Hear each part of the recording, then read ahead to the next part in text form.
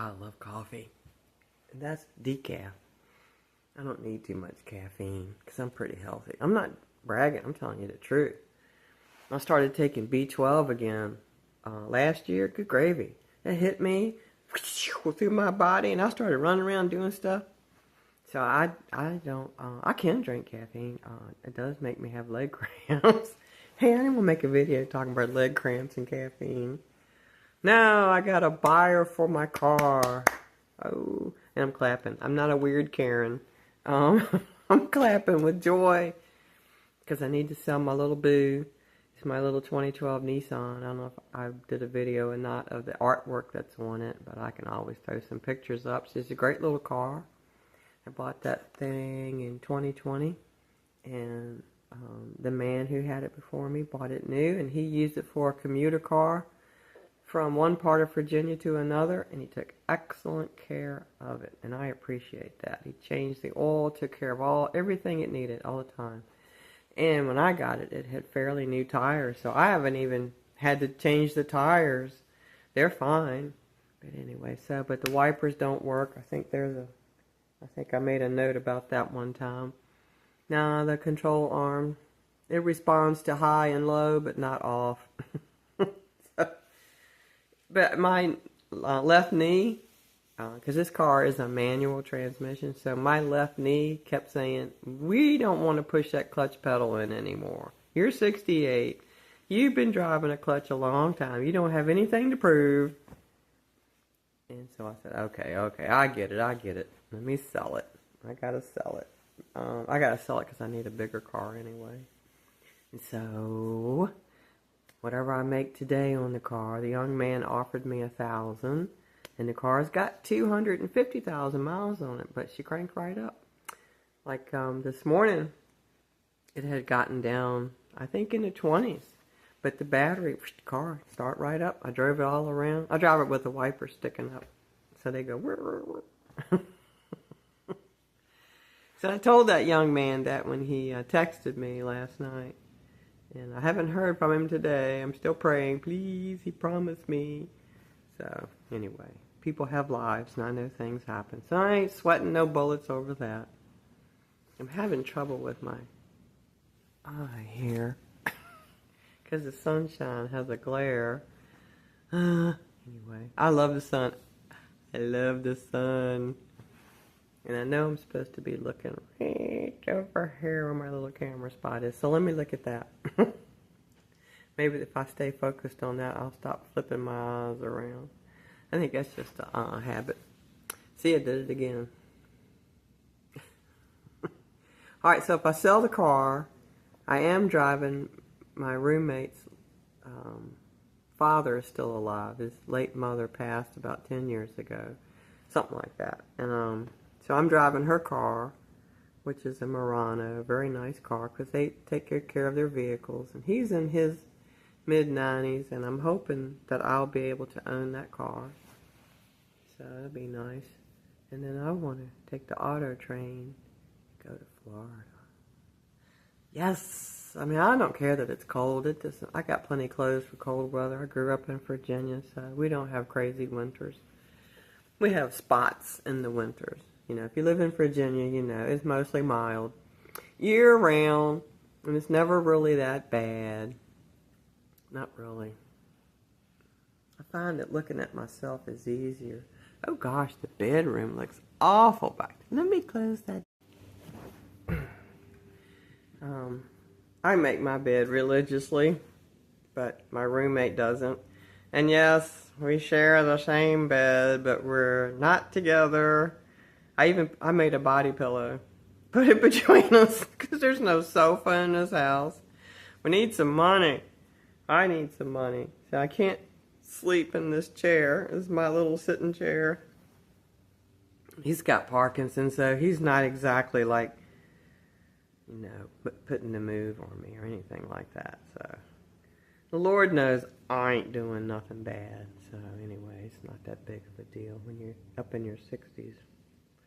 It ain't like we're young 20-something rabbits, because we're not. Anywho, I make my bed religiously every morning. I'm kind of a neatnik, But I live with the opposite, messy Marvin. He's a mess. Anyhow. Alright, so sell my car. That'll be a hot grand to put in my savings account. And if I can get ownership, hopefully, of the Murano, that'd be great. And then I'm still selling off my possessions. I asked the Lord the other day, help me sell this little Nissan, send me a buyer, and he did. I mean, that young man that texted me last night, I believe he's 100% real. You know what I mean. Really going to come and get it. So, I'm cool. I'm ready. And I still have a lot of stuff I'm trying to get rid of, but that's what thrift stores are for, right?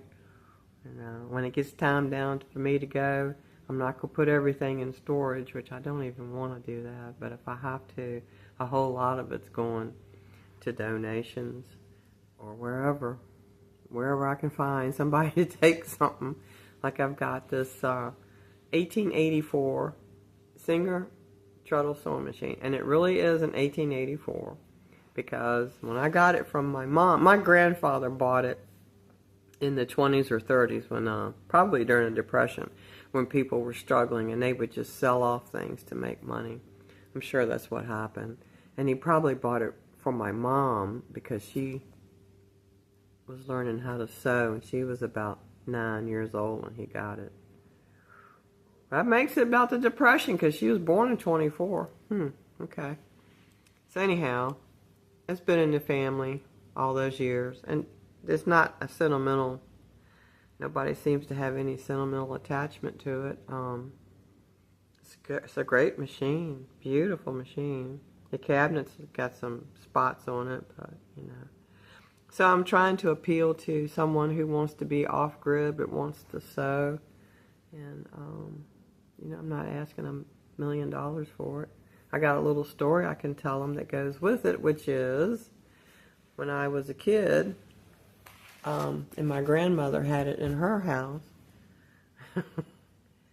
Well, my cousin and I were playing one day, and we were probably about 8 years old. We were playing one day, and he said, come on in here. So we went in this room, and it turned out to be my grandmother's little spare bedroom, and she had that treadle sewing machine sitting in there. And he said, I dare you to sit on that treadle. And I can remember back then how that looked. That treadle had been painted gloss black. It was beautiful. And I said, well, I was real innocent and gullible, and my cousin was conniving. If you see this, you tricked me into sitting on that treadle. It wouldn't have hurt anything, though, to sit on it. Doesn't hurt a thing. But anyway, so I got up underneath the sewing machine, and I sat down on the treadle, and he said, rock it back and forth, and da-da-da. Well, it was just kind of playing gently with it, and here comes my nanny. That's what we called her. Here she come down the hall, and my nanny is part Virginia Indian. We haven't got the basics, the specifications. I was still trying to figure out which person that was, but anyhow, in the family genealogy. But anyway, so she lit into my ass. Get off my treadle sewing machine. Get out of this room. And she fired up on me. That's okay. She had a right to do that. And she didn't hurt my feelings. No, I love my nanny no matter what. She's long gone, but I love her. And when my mom gave that to me in the 90s, and I tried to, and I was skinny enough, I got up under there, and I sat on that thing again, and I thought, Nanny, for Pete's sake, it's cast iron. I wasn't hurting it. There's no way you could hurt it. But maybe she felt like it was operating the machine and doing something to it, because the machine's laid flat inside of it, so that could have been what it was. But I always laugh at that stupid story, but it's funny. I remember something like that. So anyway, I need to sell it. I can't carry it with me. It's not going to fit in a tiny house. You know what, this week, ITH is having a sale on Grab and Go. I hate when they do that because I need money to grab it and go. And every time I turn around, they got extra of those Incrediboxes, and I want an 8x20 so bad. And then I'm looking at their website yesterday, and it's saying, oh, we got a limited supply of Grab and Go 8x20s. I'm Well, until you got the box, there's not much you can do. So the sale of my car will fatten up my savings account. I went out there and we took the tags off my car. I cleaned it up because she sits downwind from a field, a crop field across the way, so she's plenty dirty. And I put some washer fluid in it. She has half a tank of gas, and really, she's very clean inside. Very good car. Oh, guess what? Guess what, T? The suction cup on that stupid thing quit.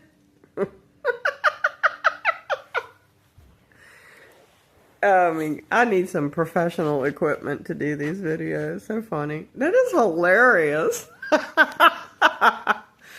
Alright, I ain't gonna sit here and jibber jabber. I just want to say hi. What, Twinkie? The kitty. It's Miss Kitty. Where you at, Miss Kitty? Come here. This is Brian's cat. But she thinks she's my kitty. See her back here. She says, I think I like you better than Brian because you give me kitty pets. And you make sure that I got... Man, you got a terrible meower, doesn't she? When I came here in 2015, she didn't want nothing to do with me. She had never been socialized with any humans hardly. And so Brian, he's got Parkinson's, and there's more to Parkinson's than just walking. There's other elements, but there's also a person's character. And so Brian's not a person. He's kind of like a cold fish, you know. He's not real lovable. So he probably just never, you know, held her and things like that. So when she met me, it took her a long time, and I can almost pick her up now, but she still doesn't like to be held. She thinks we're going to haul her off to the vet, and she needs to go. I'm going to see if I can find a traveling vet that might come and look at her eye. This has got some leaky. I don't think it's anything severe. I pray over it, but we would never be able to get that wildcat in the carrier. She would tear us to pieces. We've tried it before, and it didn't work. So I just told Brian, I said, no, don't torture her. She's old. She'll be okay. But I'm going to see if I can find somebody who would travel out here. And maybe, I don't know how we would do it. Because I take a tissue and try to wipe the little stuff that's coming out. And she's had this before, haven't you? Huh? Haven't you had that before? Oh, yeah, she found a pathway through my chair. I pray over her. I can't do but so much because she's not my kitty, but I try to work around that.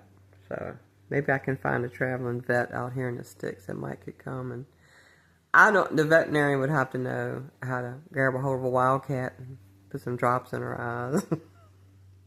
I think she's just got some debris in it because she sleeps in the garage.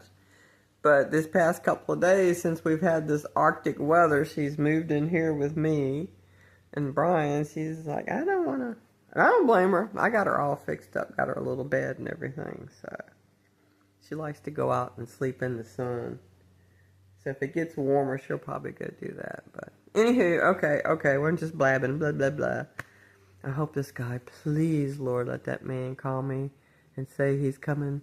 Bring me that $1,000 for that little ride, because I sure need to sell it.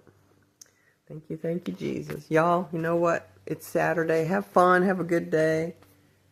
I hope it's sunshiny where you're at. And if it's snowing, I'm sorry. You're probably used to it if you're in the Midwest.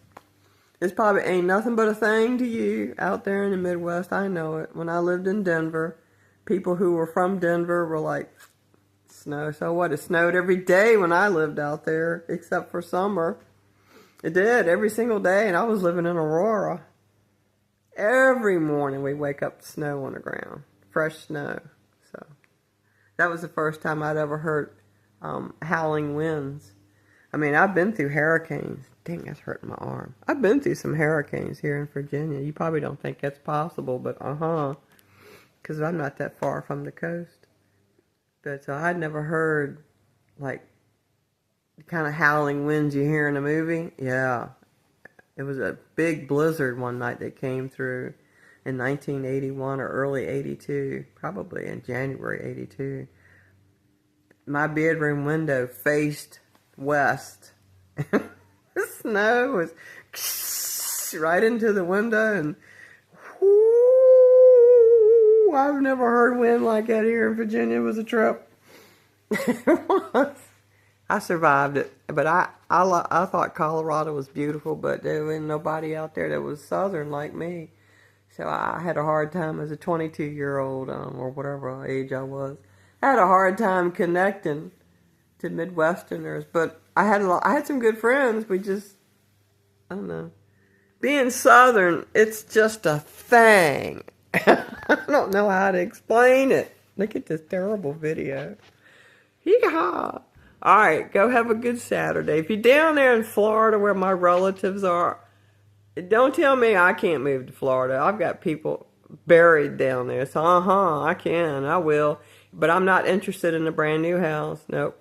I want a tiny house. I just want to carve out a little spot for me. And I am worried about the water. And I want to come and help vote for the right people to get in office.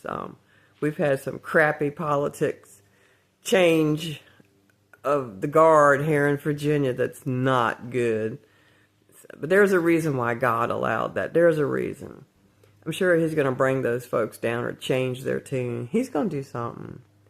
I'm just telling you, that's not good for Virginia. We've had some good people in office, and they've done good things. So I'm coming to Florida. I don't care. I love everybody all over the world, everywhere. Please, please, please, please, if your heart is troubled, just go somewhere by yourself and call out for Jesus. Just call out to him. He brings salvation to those who call out for him. Yeah, he does. He'll make you feel so much better. He'll solve all your problems. Even when you think he's not doing it, he's actually doing it. And I go through that too. See, we all go through it. Anyway, look, you're going to be all right. It's a beautiful day. Have fun. I would make a video about this sale, but so far I haven't heard back from this guy. So I might. We'll just see what happens. All right. Have a good one. Keep on trucking and rock on.